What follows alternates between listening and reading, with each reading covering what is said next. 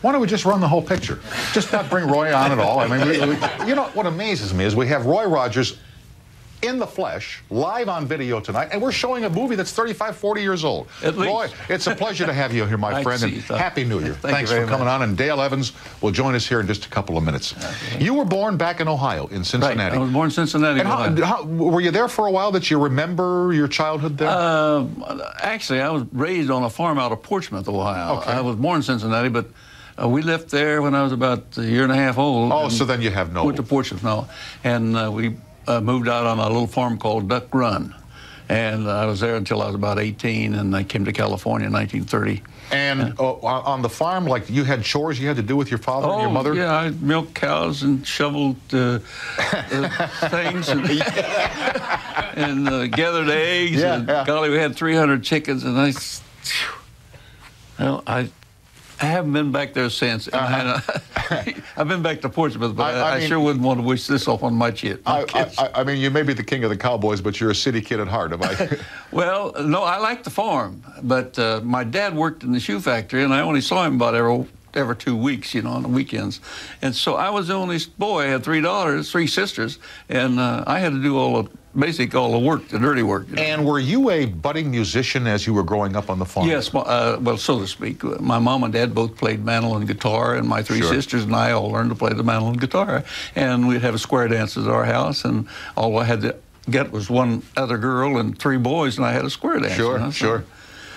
We had our square dances about every other week. And when was the first time you heard music on the radio? Do you recall that? Heard what? Music on the radio. We had I don't know, it seemed like we had a little radio at those days. You could push it around. What do they call those? Oh, the cat's whisker, the crystal set. Yeah, crystal set. We had those, and had an old gramophone that you had those cylinder records on. Yeah. The crank talking machine. And I had a lot of the old tunes in those days. You know, at home, I picked it up somewhere. I got an Edison phonograph that plays the cylinders, you know? And so I got a couple of cylinders with it, and the darn thing works fine. And these things were recorded like in 1903. Yeah, that's what I got. I got several of those. And I think to myself, some father or mother brought this home to the kids, and this is the first time they ever heard recorded human voice. Probably was. And I thought to myself, what did they think when they heard this miracle, which by our standards sounds just tinny and crummy, but when they first heard it, it must have been miraculous to those people. Well, I thought it was terrific. You know, that's the only way we got to learn other songs. True. And I never could read music, so I had to learn them off of old records and stuff that we got. So when you came to California, you said in 1936? 1936, I came to...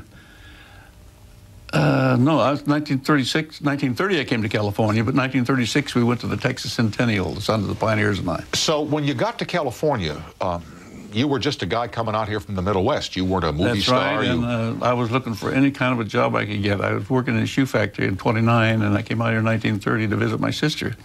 And I got a couple of jobs driving a little Model T dump truck. Yeah. And the guy had 4 of them, and he got in trouble financially and lost them.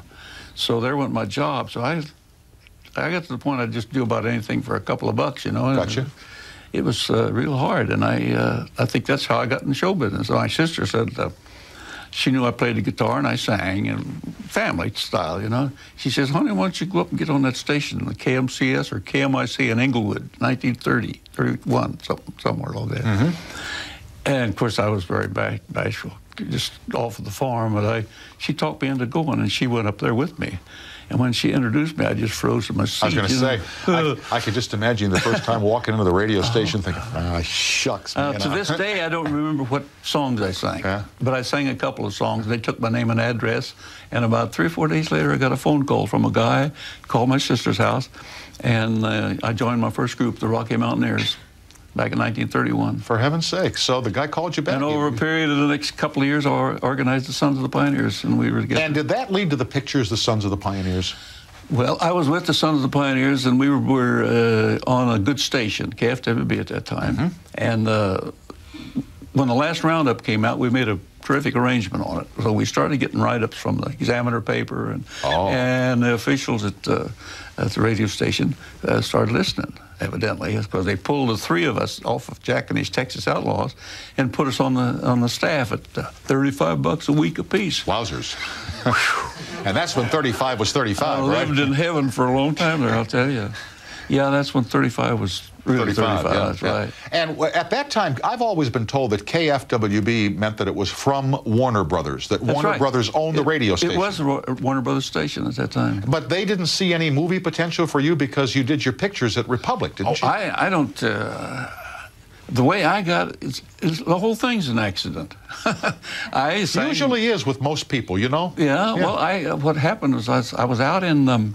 I was with the Sons of the Pioneers. We were doing pretty successful with the Sons of the Pioneers. KFWB, right? Yeah, and I was out picking up my hat. I had cleaned, my cowboy hat, and while I was sitting there waiting, a guy come in and he almost tore the door down, and he was about 6'6", about the size of John Wayne, and he was all excited. He says, I got to get me a cowboy hat right now because I got to be at Republic Pictures in the morning at 8 o'clock for a screen test.